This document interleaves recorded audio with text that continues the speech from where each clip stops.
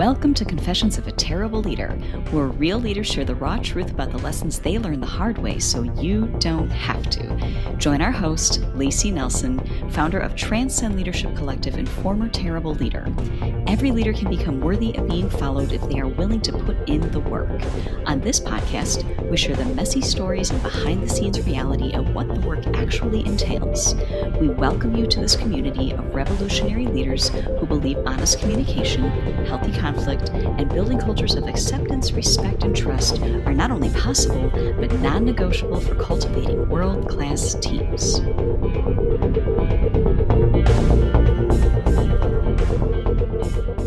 Hello, listeners, and welcome back to Confessions of a Terrible Leader. I'm your host and former terrible leader, Layci Nelson, and the guest I have today can attest to the terrible leader times. Tash and I have known each other since we were 18 and 21 years old, respectively, so it's been a while. And I am so excited to introduce her to you today. She is an absolutely phenomenal woman whose story we were just recapping before we hit the record and just chuckling. And she's like, my story doesn't even sound real. Like, I wouldn't believe it if someone told me that. I'd be like, you're making that up. But it is. It is such an amazing journey. I've been privileged to be witness to. Like I said, we used to work together. And now we've, for many years now, like, gosh, we haven't worked together for like 15 years or so. But let me tell you about this woman. She's amazing. She owns Ike and Tash Photography with her husband, Ike, and that is the tip of the iceberg for what they do. She also is a content creator and a flash blogger. She has supervised in the time of her career. She has led, not just supervised, she has led well over 100 people in the 20-year career she has. She's also has a massive level of informal influence. If on her own channel, there's 32,000 people tuning in to see what she's doing.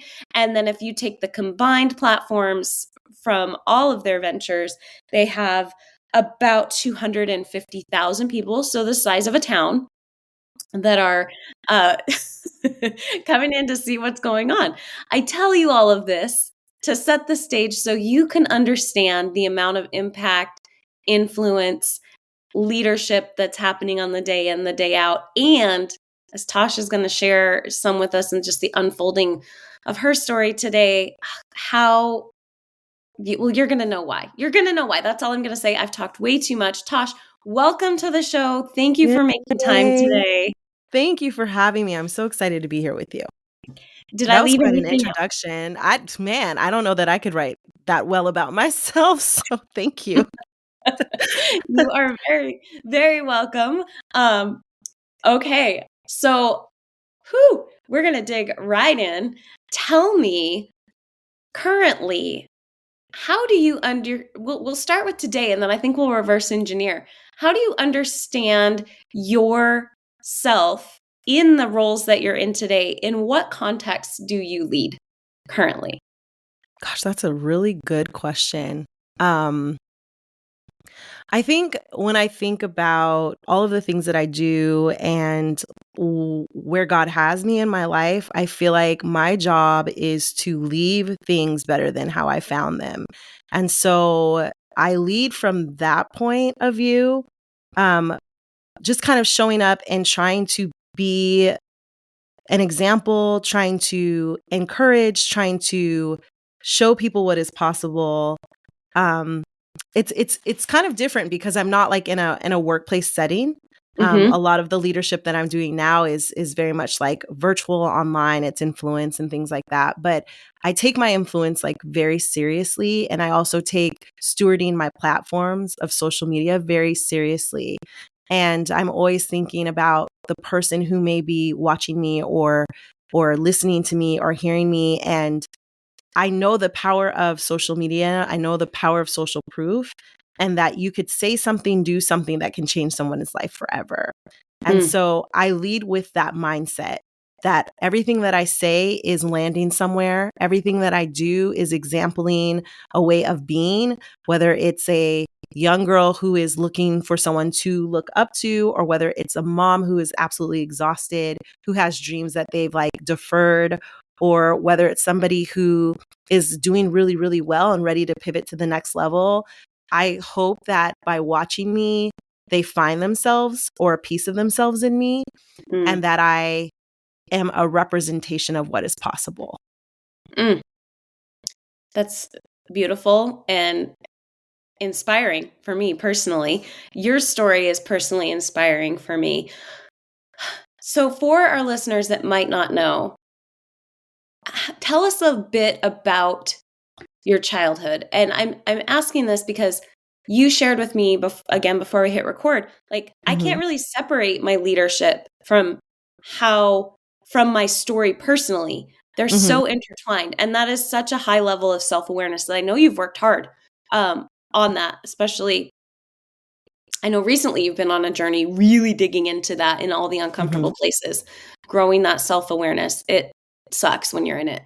It's the worst when you're in it. Like, it's the worst, but the fruit is so sweet, but it's a lot of hard work to get to it, you know? It's in the high branches. I've spent a lot of time thinking about what it means to be a leader, whether that is like in the formal way that we think of leadership, but also like what it means to be a leader in terms of like raising my family or being a mother, being a mentor, being a sister now. And I feel like, yeah, I can't separate my personal story from the way that I show up in my work, because so much of my personal story frames how I show up in my work. And I think that's true actually for all of us.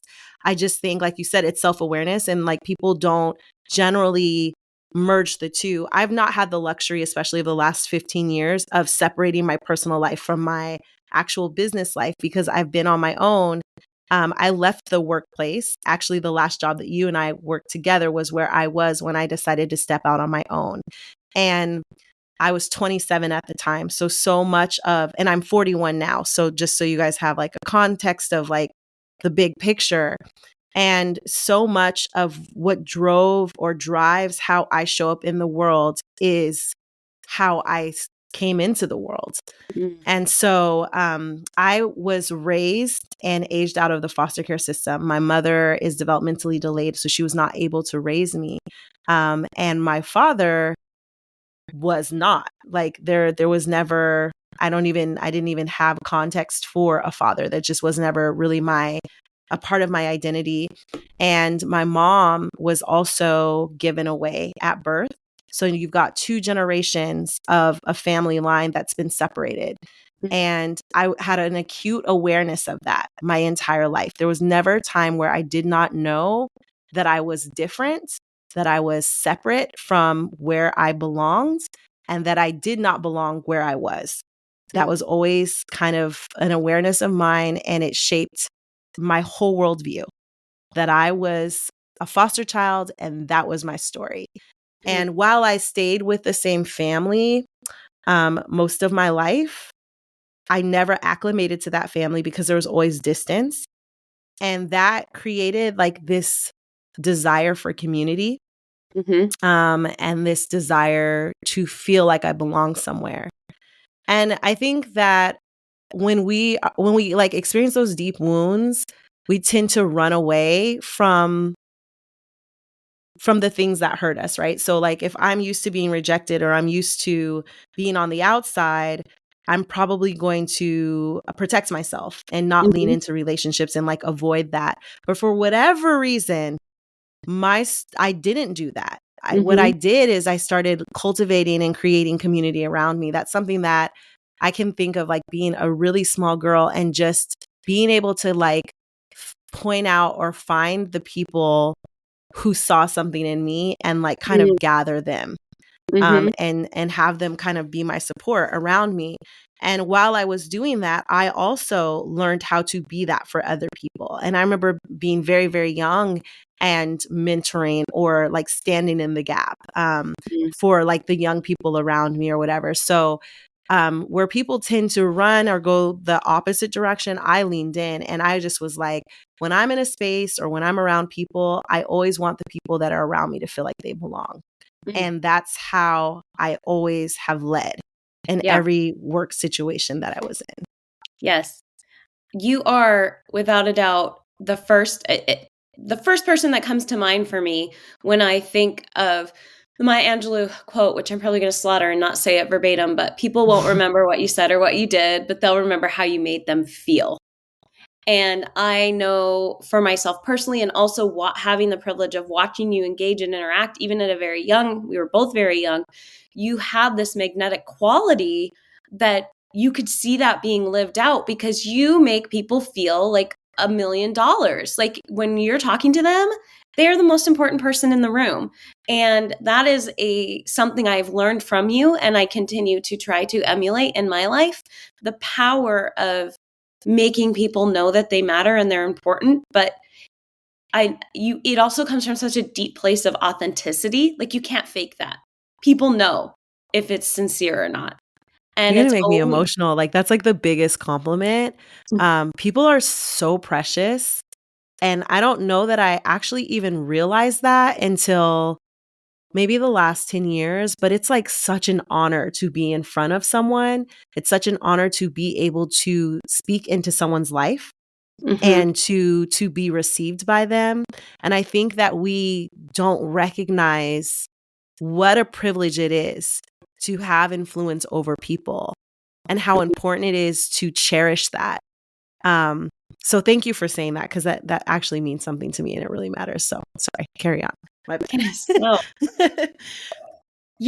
So walk us through, okay, so you're building this community around you. You've brought your now a young woman in high school figuring out what's next, but you've got this community of mentors you've built around yourself.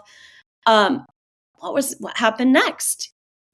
I went to college. I graduated from high school. I chose to go to college because it was the best case scenario for me. Like aging out of foster care, I needed to have a plan.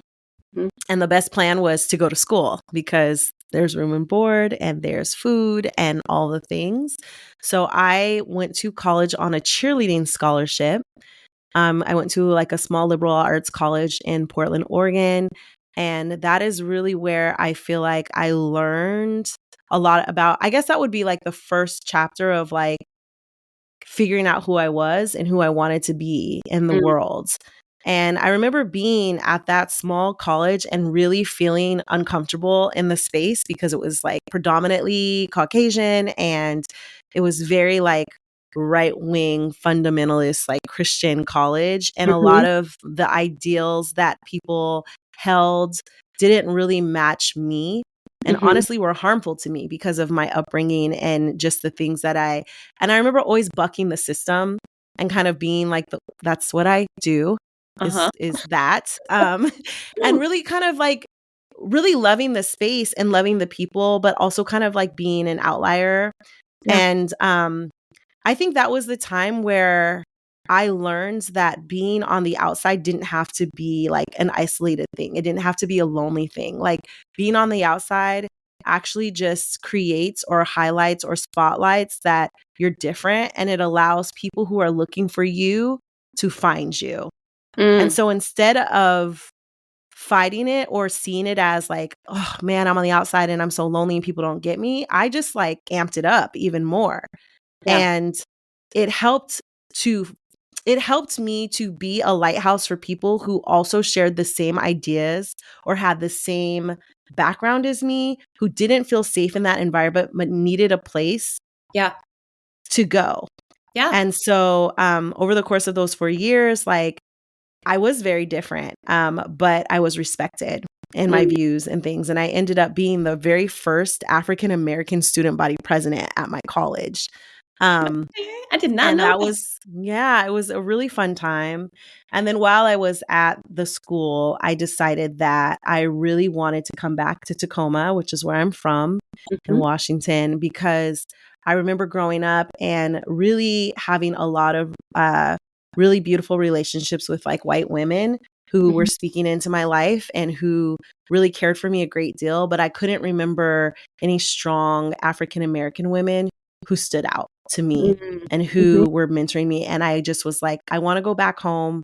I want to be in my community serving young people in my community. And I want to be a Black woman who came home and who like rose up. And so that was always my hope, was that I feel like people, they go off to college and then they stay where they are, they go and chase like, but I knew that I wanted to come back to Tacoma, and I wanted to show like that you could come up through the system and you could be something and then come back and give back to your community. Okay. So incredible. I just need to describe what it's like to be in your house for people that are just listening to this. When she says that she was going to come back and become this lighthouse, she is not lying. I have had the joy of being in her home. First of all, it's always full of other young Black women coming in and going, and all ethnicities, but definitely Black women are in the mix, coming in, and they are, you really bring them in to your family, not just like, oh, I'm going to, mentor you. They are family to you, and they know that. I mean, you call them your babies. So yeah. this was such, I'm one of the after you left your traditional line of work, where we both worked together in the youth development field, and then I moved and you carried on, and then you stepped out and started photography full time at 27, going after your dream. You immediately, like within, I would say, I don't remember the timeline, it felt like 5 minutes after you started your career, you were changing the industry of photography, like legitimately disrupting. You started, I don't know if anyone did this before you, the street team concept. Yeah, no one did it before me. Okay. At the time, senior photography was still like very new. Senior photography is a pretty young concept. I mean, we're used to it now, but the contemporary way that we see seniors photograph now is something that started in 2007, 2008. So, I started shooting in 2009, and then there were like senior model programs that were happening like all over the country. Not so much here in the Northwest, but definitely like in the South. And I started what we call the street team, which is like now everyone has a street team or a model rep team. And it's so cute to like think about how that all started right here in Tacoma. But yeah, I started this. I always refer to it as like, I think I would call it a social club now, but back then, like we didn't even have social clubs. So that's like a new concept, but it was kind of like a sorority for like high school students. And I had been shooting for a year, and I really actually missed the work that I was doing at my former job working with young people. And I just felt like, dang, I wasn't even shooting seniors at that time. I was just shooting families and weddings. And I looked at Ike and I was just like, I really miss working with young people. Like, that's what I'm good at. And so then we added a senior component to our business. And as I was getting to know these young girls, I was just like, man, like, I feel like we could do the rep program too, but like different. And that's kind of what happened. And so we created the senior rep program, which was more of, like I said, like sorority style. Like we did pictures, of course, but that wasn't enough for me. I just was like, I have access to these young people. I get the opportunity to speak into their lives. Like, I need to do more. And so it really was like a leadership development, community type we became a safe house for high school students in this area. And as Layci said, like there's always somebody coming in and coming out. We would have Sunday dinners. I remember like thinking about, when are the times where young people talk the most? And it's usually like in car rides and around the dinner table. And so we started doing these Sunday dinners a couple times a month. And I would have 80 kids in my house. Yep. Like legit. Like there would be like, no, I mean, sleepovers. We would do road trips. Like, and it was about the pictures. The pictures were a big part of it. It was like the rise of social media. So the social proof was necessary, but it was just so much more. And I feel like the more I opened myself up, the more those young people open themselves up. And then you've got parents who are like, my kid is changing because they have you in their life. And it just was this big, beautiful season for us. We were like youth pastors. Yeah. But without, so we were youth pastors, but like really based on our business. So, yeah. What did you ever hesitate when you're like, I'm going to do it my way? Or did you just, maybe this won't work? Did that ever cross your mind? Or were you like, no? I feel like anytime I step out to do anything, I think it's not going to work. But I also am like, well, I'm going to do it my way. Like that. Those are the two things that like, I'm never going to do it the way that someone expects that I should do it. Yeah. Because I'm really hard headed and I don't like to be told what to do. And I always doubt everything that I do because I think that's just like human nature. But I do everything afraid. I just believe in myself so much that even if I'm doubting it, I don't care. I'm going to still do it because I would rather look back and fail than sit and regret not trying. Yeah. And that's like my big, like, that's my mantra. I will not look back on my life with regret. Ever. So clearly you have continued this path of just striving out for like taking the next step. You could have maintained your business as was for a very long time. You continue to be very successful, but a new chapter was waiting for you in your life. Yeah. So well, I think all of us had this moment where we were watching the Netflix series and then like things stopped working. And it wasn't that I like was seeking to watch another show or do something different. It was the pandemic came and we all had to pause and we all had to kind of stop. And, you know, Ike and I are in a service business where we interact with people. And so when the pandemic came, our entire life shut down because we weren't allowed to be around people. We weren't allowed to practice our profession. And so that was really hard. It was probably one of the hardest years of our life, like most people, right? Like we both work from home. This is our only income. And we're being told that we cannot be around people and make a living. And that season of life, if it weren't for our friends and just there were people who were paying us for photo shoots, just like one day we're going to do photos. So here's some money because I know that you're going to need it kind of thing. So it was one of those really tough seasons where we were just like really again, like most people, like we were just like living by faith and hoping that something would change. And during that time, I started blogging. I had always blogged, but I had never like personally blogged for myself. And there were so many people who were really struggling with having their children at home and getting their work done. Yeah. But that was something that I'd been doing for many, many years. And you had so Wisdom, right? Your oldest. Yeah. My oldest daughter, Wisdom, during the pandemic, she had just started second grade. And she had been home with us her whole life. Like she never did daycare.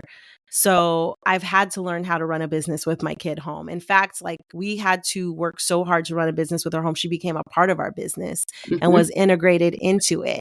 And so, you know, people were just like really struggling. And so I was just producing this content to teach people how to do it from home. And a lot of those posts like took off and did really well. And then I'm like, okay, well, maybe I'm going to show up to social media in a different kind of way. Yep. And then, so this is what happened. Actually, Courage had been born and I had just actually gone through heart failure in 2017. And I got the flu virus. I went through heart failure. I almost died. Yeah. And so we had started doing a lot of that. Wait, can we pause? I went through heart failure. I almost died. And then, like you legit, she didn't just like, oh, I almost died. I was so sick. No, ICU, days on end, preparing GoFundMes, like all kinds of stuff. Yeah, it was pretty rough. Preparing your husband to like raise a daughter without you because they thought you weren't going to make it. Yeah, it was pretty intense. Yeah. Lost like 40 pounds. Like it was bad. And I was sick for a long time, even after I came out of the hospital. I was sick for like a year after that. And I remember coming out of that experience and being told that like I wouldn't be able to have any more children. And we had to like really monitor me to see if this was going to be like a long-term heart condition or if it was isolated.